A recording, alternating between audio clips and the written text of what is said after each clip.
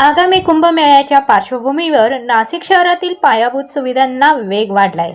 कुंभमेळ्याच्या दोन्ही मुख्य स्थळांना जोडणाऱ्या अत्यंत महत्त्वाच्या त्र्यंबक रोडच्या विकास कामांची आज महापालिका आयुक्त मनीषा खत्री यांनी प्रत्यक्ष पाहणी केली। हा रस्ता लाखो भाविकांसाठी मुख्य प्रवेश मार्ग ठरणार असून प्रशासनाने काम युद्धपातळीवर सुरू केलंय। खडकाळी सिग्नल, त्र्यंबक नाका आणि ITI सिग्नल नाशिक ते त्र्यंबक कुंभमेळ्याच्या मुख्य स्थळांना जोडणारा हा त्र्यंबक रोड आगामी कुंभमेळ्यासाठी प्रशासनाचा फोकस पॉइंट ठरलाय।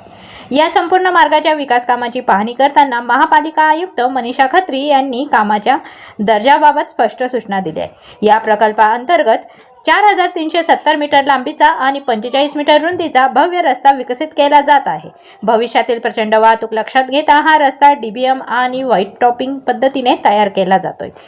तर खराब पृष्ठभाग असलेल्या ठिकाणी PQC तंत्रज्ञानाचा वापर करत असल्याचे आदेश आयुक्तांनी दिले। महत्त्वाची बाब म्हणजे नवीन रस्ता पुन्हा खोदला जाऊ नये, त्यासाठी सर्व भूमिगत सेवा, पाणी, ड्रेनेज, केबल्स, रस्ते बांधणीपूर्वीच पूर्ण करण्याचे आदेशही देण्यात आले। स्मार्ट सिटीच्या जलवाहिन्यांच्या कामामुळे विलंब होऊ नये यासाठी अभियांत्रिकी विभाग आणि स्मार्ट सिटी टीममध्ये सतत समन्वय ठेवण्यात येतोय।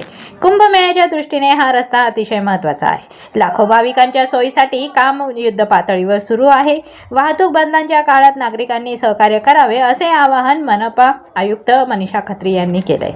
हा रस्ता थेट कुंभमेळा स्थळांना आणि प्रस्तावित पार्किंग स्थळांना जोडणारा असल्याने पादचाऱ्यांसाठी प्रशस्त फुटपाथ, सायकल ट्रॅक आणि अद्ययावत ड्रेनेज सिस्टीम प्राधान्याने पूर्ण केली जाणार आहे। काम वेळेत पूर्ण करण्यासाठी लवकरच या मार्गावर वाहतूक वळवण्यात येणार असल्याची माहितीही प्रशासनाने दिली आहे।